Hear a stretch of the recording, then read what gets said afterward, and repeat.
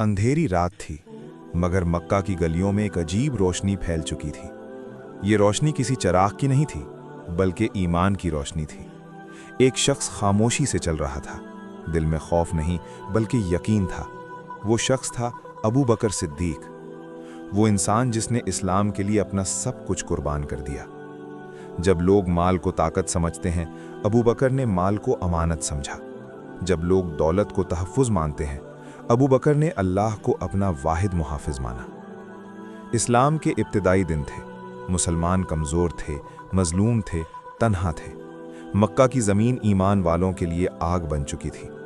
ऐसे वक्त में अबू बकर खड़े हुए, खामोश मगर मजबूत। उनके पास दौलत थी, मगर वो दौलत उनके दिल में नहीं थी, वो अल्लाह के रास्ते में थी। गुलामों पर जुल्म हो रहा था, कमज़ोरों को रेत पर घसीटा जाता था, ईमान की सज़ा दी जा रही थी।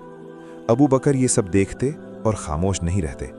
वो अपने माल से गुलाम खरीदते और सिर्फ एक जुमला कहते, आज़ाद हो अल्लाह के लिए। बिलाल, आमिर बिन फ़हीरा, लबीना, नदीहा, एक के बाद एक मजलूम आज़ाद होते गए। मक्का हैरान था, ये कैसा शख्स है जो दौलत जमा नहीं करता बल्कि ख़त्म करता जा रहा है। लोगों ने कहा, अबू बकर तुम खुद को बर्बाद कर रहे हो। लेकिन अबू बकर का जवाब सिर्फ दिल में था, मैं खुद को नहीं बचा रहा, मैं आखिरत बना रहा हूँ।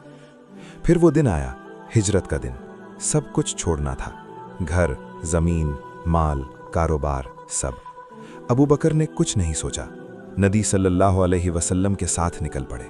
गारे सौर में छुपे, सांप का डसना बर्दाश्त किया, मगर आवाज़ न निकाली, कहीं महबूब खुदा सल्लल्लाहु अलैहि वसल्लम की नींद न टूट जाए। मदीना पहुंचने के बाद भी कहानी ख़त्म नहीं हुई। जिहाद के दिन आए, ग़ज़वा तबूक का ऐलान हुआ। नबी सल्लल्लाहु अलैहि वसल्लम ने फरमाया, जो दे सकता है दे। लोग अपने अपने मुताबिक लाए, कोई आधा माल, कोई कुछ हिस्सा, कोई थोड़ा सा। और फिर अबू बकर आए। नबी सल्लल्लाहु अलैहि वसल्लम ने पूछा, अबू बकर घर के लिए क्या छोड़ा है? जवाब आया, अल्लाह और उसका रसूल सल्लल्लाहु अलैहि वसल्लम। ये कोई जज्बाती जुमला नहीं था, ये एक मुकम्मल ज़िंदगी का खुलासा था। अबू बकर ने अपना सब कुछ दे दिया, न हिसाब रखा, न मिक़दार देखी, न वापसी की उम्मीद की। ये कुर्बानी थी, ये ईमान था, ये तवक्कुल था, ये यकीन था।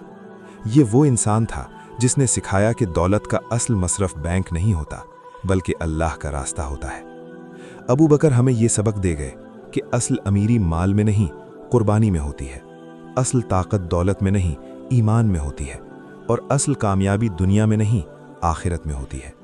ये सिर्फ एक इंसान की कहानी नहीं, ये ईमान के आला तरीन मकाम की दास्तान है।